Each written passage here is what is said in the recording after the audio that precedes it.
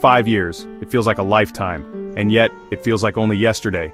The world watched a man die. His name was George Floyd, a knee on his neck, for 9 minutes and 29 seconds. The date, May 25, 2020. A date seared into our collective memory. The video spread like wildfire. A raw, brutal display of power. It was a modern-day lynching, some whispered. Others screamed it from the rooftops. The pain was immediate, palpable. It crossed borders, it crossed oceans, a global gasp, a shared horror. This was not just news, it was a wound. I remember where I was. The disbelief. Then the familiar ache, the anger, the deep, weary sorrow. How many times had we seen this? Too many, far too many. But this time the world seemed to stop, to listen, to finally, truly see. Or so we hoped, in those first fiery days. The streets erupted, cities burned, not just with rage, but with a demand for justice, for change, for an end to centuries of oppression. The air was thick with grief, and with a fragile, desperate hope. 5 years later we ask ourselves, what has truly changed? What remains? This was not new, not for Black America. George Floyd's death was a single moment, but it stood on the shoulders of history, a history steeped in racial injustice, from the first slave ships, to the Jim Crow South, to the ghettos of the North. The story is long and painful. Consider the names we knew before: Emmett Till, Rodney King, Trayvon Martin, Eric Garner, whose plea, "I can't breathe," became a haunting refrain. Then George Floyd echoed those same words. The pattern is undeniable, unmistakable. Systemic racism is not an accident, it is woven into the fabric of America. I often think of my grandmother, her stories of the South, the fear, the small acts of defiance, the constant negotiation of her humanity. This fight is not abstract for us. It is in our blood, our bones. It is the legacy passed down, a burden, and a call to action. Understanding this history is crucial. Without it, the protests of 2020 make no sense. Without it, the calls for reform seem extreme. But when you see the continuum, when you connect the dots, the picture becomes painfully clear. This is about survival, about dignity, about the very soul of a nation. The summer of 2020 was different. The pandemic had laid bare inequalities. People were already on edge, confined. Then came the video of George Floyd.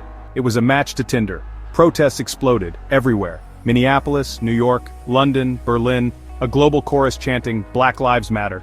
It wasn't just black people marching. Faces of all colors filled the streets. Young people especially felt the urgency. They had grown up with these stories. They were tired of the inaction. Ahmaud Arbery hunted and killed, Breonna Taylor shot in her own home. Their names became rallying cries alongside George Floyd's. There was a feeling, a palpable energy. Perhaps this time things would be different. The sheer scale of the protests, the sustained pressure, the global attention. Corporations issued statements, statues of colonizers and slavers tumbled. Difficult conversations started in homes, in workplaces, in schools, everywhere. It felt like a genuine awakening, a moment of profound reckoning. Old excuses no longer held water. The world saw the injustice. Plainly, the demand was not just for convictions, it was for a fundamental shift. A dismantling of racist structures, a reimagining of public safety, of society.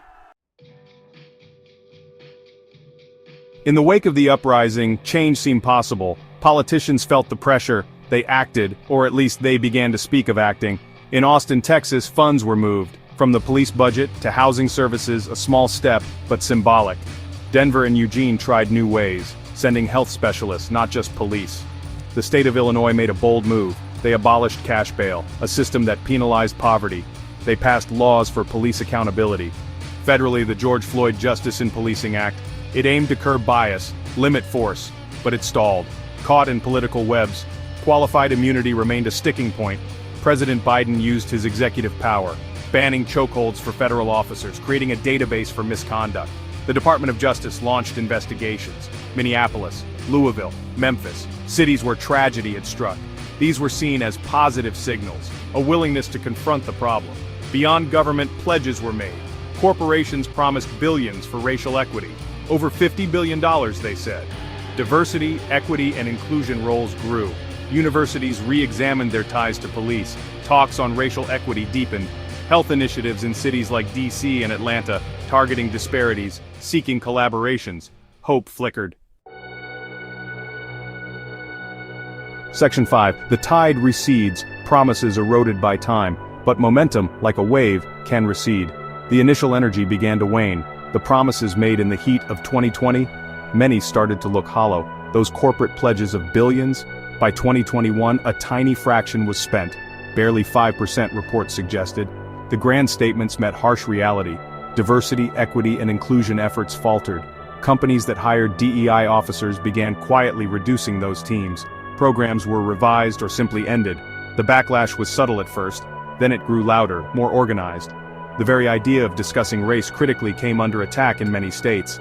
Laws were passed banning educational materials, anything deemed critical race theory, a convenient, often misunderstood label used to shut down vital conversations. Funding for health equity initiatives, cut. Programs for vulnerable populations, reduced. It felt like a deliberate unwinding, a retreat from the commitments made. The hope of 2020 began to feel naive. The system, it turned out, was resilient, resistant to deep, lasting change. The spotlight had moved on for many, but for Black communities, the issues remained. The fight was far from over. It was simply entering a new, harder phase, one of holding ground and pushing back. Section 6, the blue wall stands, justice deferred in the courts, the criminal legal system, the core issue. It remained stubbornly resistant to change. Between 2020 and 2022, many states passed laws. 25 states plus Washington, D.C. police reform laws. New rules, new training, yet police violence against Black citizens, it did not significantly decrease. The numbers told a grim story. A poll revealed the deep disillusionment. 80% of Black Americans felt the criminal legal system was the same, or worse, since the protests of 2020. High-profile cases underscored this feeling. The officers involved in Tyre Nichols' death. 3 acquitted of murder in Memphis, a painful blow to those seeking justice. In Michigan, a similar story unfolded. Patrick Lyoya's death, another life lost. The jury deadlocked on murder charges. No conviction, no accountability. Civilian oversight boards, once a hope, faced their own immense challenges. Political headwinds blew strong against them. Their authority was often limited, weakened. Cities like Rochester, New York, Baltimore, Maryland, they saw these struggles firsthand. Oversight boards with good intentions, but without the teeth to make real change. The blue wall of silence often held firm, protecting officers, frustrating justice. For many, the courts offered no solace, only a continuation of the same old patterns. Section 7. A shift in the political winds. New obstacles emerge. As we mark 5 years, the political landscape has shifted. New challenges have emerged, directly, especially under the recent Trump administration. Federal consent decrees with police departments, those hard-won agreements for oversight. The administration moved to terminate them. New Orleans, Minneapolis, places deeply scarred, now facing a rollback of federal supervision, grant funding for community-based programs. These were vital, supporting alternatives, addressing root causes of crime. Approximately $500 million terminated. Money previously allocated, now gone. This was a significant blow to those working on the ground, building safer communities from within. At the same time, a different kind of funding increased. More federal money for hiring police officers, a clear signal of priorities, a return to older models of policing, less focus on reform, more on enforcement. This shift created new anxieties. For activists, for communities of color, it felt like steps backward, not forward. The Supreme Court also weighed in. In Barnes v. Felix, a ruling on use of force, it said the full context must be considered. This could offer some protection for civilians, but it might also complicate convictions, making it harder to hold officers accountable. The legal landscape remains complex, contested. The fight for justice navigates these new realities. Section 8. The unseen labor grassroots resilience and resolve. Despite the setbacks, the spirit endures, the rollbacks are real, the challenge is daunting. But the fight for racial justice continues. It is powered by ordinary people, by grassroots organizations, tireless activists. They did not stop when the cameras left. They did not despair when promises faded. Their work is often unseen, uncelebrated. I've met so many of them. Mothers who lost children to police violence, now channeling their grief into advocacy, young organizers full of fire and ideas, creating mutual aid networks, educating. They are the backbone of this movement. Their resilience is astounding, humbling. They refuse to let the dream die. In local communities, small victories happen. A new policy passed by a city council, a community center providing vital support. a successful campaign to remove a harmful official. These may not make national headlines, but they represent progress, hope. They show that change is possible, even when the odds seem insurmountable. This is the unseen labor of liberation, the long, slow, persistent effort. It requires courage, stamina, unwavering belief. It means showing up when you are tired, speaking out when you are scared, building coalitions, holding leaders accountable. This is how change has always happened, from the ground up, person by person.